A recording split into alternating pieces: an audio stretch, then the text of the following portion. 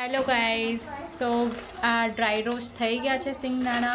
હવે આપણે એને મિક્સીમાં થોડું દરદરું કૂટી દઈશું. ઓકે,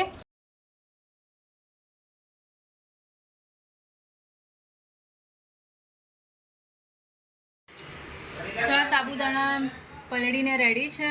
2-3 કલાક માટે તમે પલાળી શકો છો. આમાં ટિપ્સ એ રહેશે કે જેટલું સાબુદાણા તમે લેશો એટલી જ ક્વોન્ટિટીમાં તમારે પાણી લેવાનું છે. સાબુદાણા પ્રોપરલી પલળ્યા છે કે નહીં, ભીના થયા છે કે નહીં, તમને કેવી રીતે ખબર પડશે? કોઈ પણ ક્રશ કરશો તો એ ક્રશ થઈ જશે. દેટ મીન્સ કે એ સાબુદાણા ટોટલી રેડી છે બનવા માટે. અહીંયા આપણે લીલા મરચાં સમાર્યા છે, કઢી પત્તાની કળીઓ લીધી છે અને કોથમીર સમારી છે. હવે આપણે સાબુદાણા અને સિંગદાણાના ક્રશને સારી રીતે મિક્સ કરી દઈશું.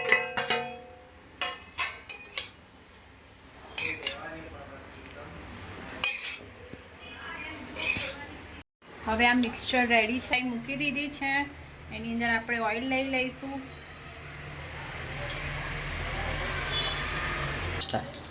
હવે આપણે થોડીસી ક્વોન્ટિટીમાં જીરું એડ કરીશું.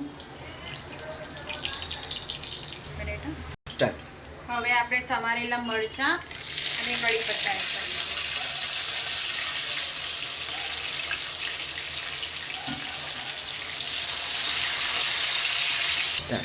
હવે આપણે આપણું મિક્સચર એડ કરી દઈશું, જે સાબુદાણા અને સિંગદાણા છે.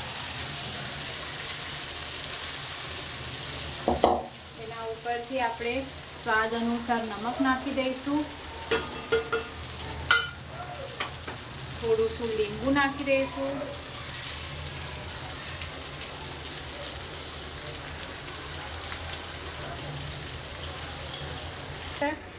સ્લો આંચ પર થોડું શેકી દઈશું. હવે આપણે ઉપર ગાર્નિશિંગ માટે કોથમીર નાખી દઈશું.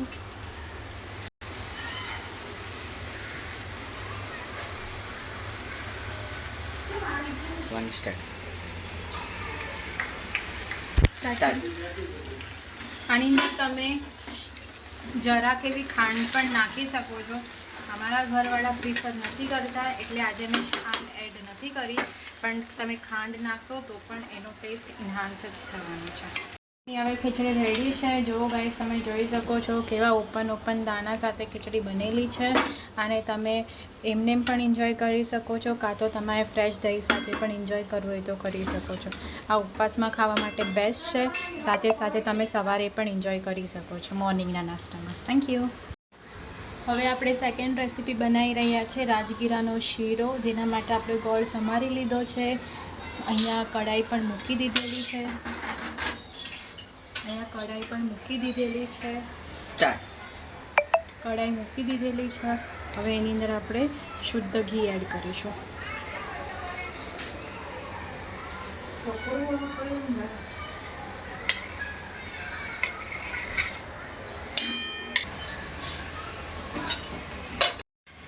હવે આપણે આમાં એડ કરી દઈશું ગુડ.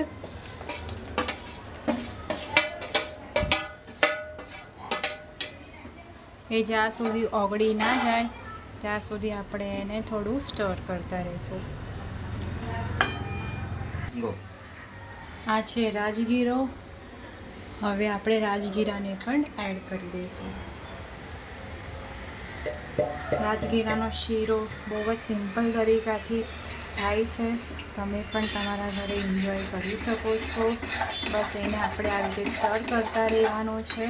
જેવું સાઈડથી ઘી છૂટવા લાગશે એનો મતલબ કે શીરો થવા આવ્યો છે. સાઈડમાં આપણે પાણી ગરમ કરવા મૂકી દીધેલું છે થોડું. તમને ક્યાંય પણ કયા સ્ટેજ પર થોડો શીરો ડ્રાય લાગે તો તમે એક્સ્ટ્રા ઘી યુઝ કરી શકો છો. હવે આપણે આમાં પાણી એડ કરી દઈશું.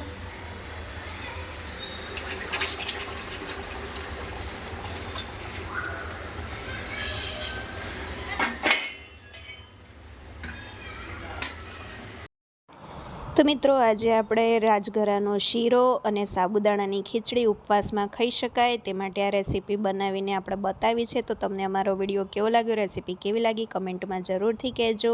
અને તમને વિડીયો કેવો લાગ્યો, જો પસંદ આવ્યો હોય તો લાઈક કરજો, શેર કરજો, નવા જોડે તો સબસ્ક્રાઈબ કરજો. મળીશું નવા વિડીયોમાં, ત્યાં સુધી બાય બાય.